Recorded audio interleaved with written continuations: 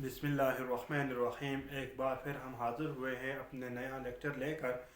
जिस सीरीज़ का हमने आगाज़ किया है टेंसेस का, आज उसका लेक्चर नंबर 3 है। और लेक्चर नंबर 3 में हम डिस्कस करेंगे प्रेजेंट परफेक्ट टेंस।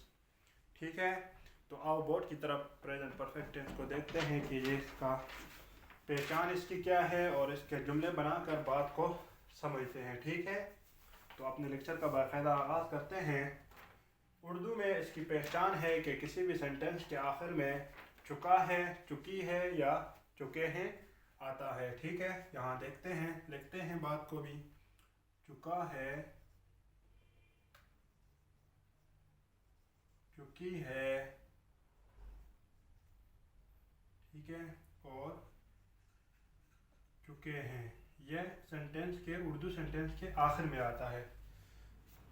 अच्छा, फार्मूला इसका लिखते हैं ताकि सेंटेंस समझ में आ जाए हमें। ये टेंस फार्मूला पहले है सब्जेक्ट।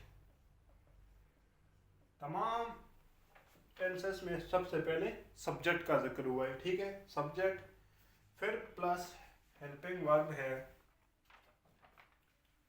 ठीक है, helping verb plus third form of verb, third form verb, फिर ऑब्जेक्ट। ठीक है, अच्छा, यहाँ पे हेल्पिंग वर्ब लगता है और उसके साथ थर्ड फॉर्म लगता है परफेक्ट टेंस में।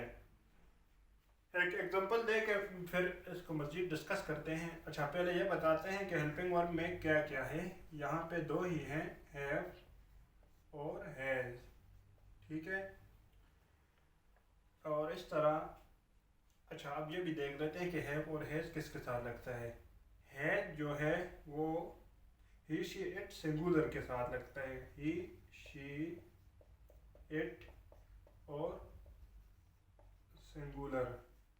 जबकि have I we you they, I we you they plural. ठीक है, इनके साथ हैव लगता है। अच्छा, अब सेंटेंस बनाते हैं। You have broken the table. ठीक है, you have broken the table. तुम मेज तोड़ चुके हो।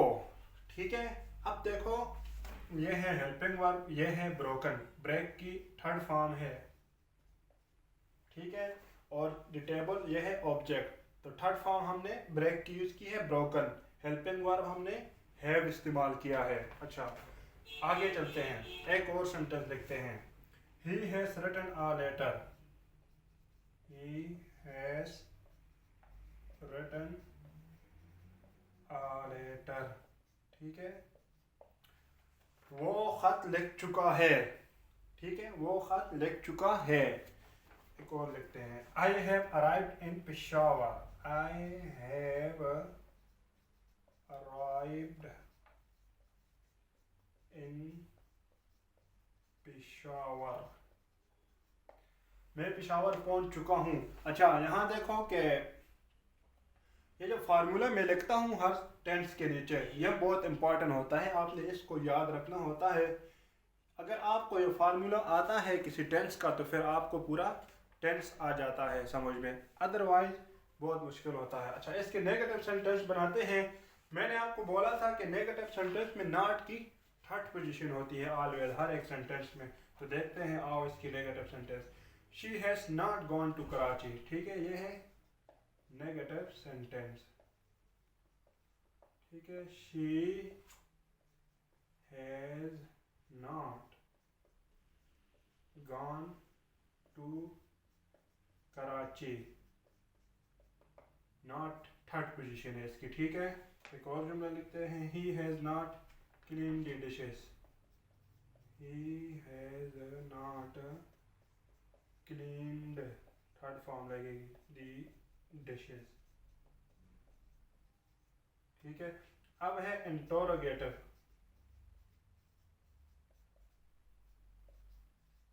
इंटरोगेटिव सेंटेंस में जो हेल्पिंग वर्ब है यहाँ पे हैज और हैव, वो जुमले के स्टार्ट में आ जाएगा।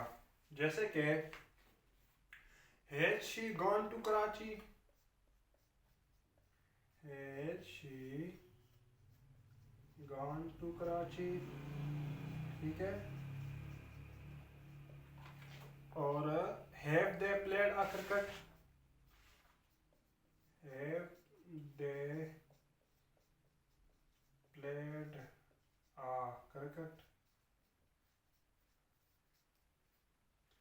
तो हैव और हैज स्टार्ट में आ गया, ये हेल्पिंग वर्ब थे प्रेजेंट परफेक्ट टेंस में, ठीक है। अब एक छोटा सा नोट मैं लिखवाता हूँ, काफ़ी मुफीद है वो, आपने इसको नोट करना है और समझना भी है, ठीक है। यहाँ हम डिफरेंस बताएंगे किसके दरमियान में, पता है आपको? प्रेजेंट परफेक्ट टेंस के और पास्ट इंडेफिनिट टेंस के दरमियान हम एक डिफरेंस वाज़ेह करते हैं। तो आइए देखते हैं क्या है वो डिफरेंस, उनकी अलहदा, यानी इन दो टेंसेस की क्या पहचान है, परफेक्ट टेंस की और पास्ट इंडेफिनिट टेंस जो हम आगे पढ़ेंगे, ठीक है। तो यहाँ पे एक दो चार सेंटेंस लिखते हैं पहले।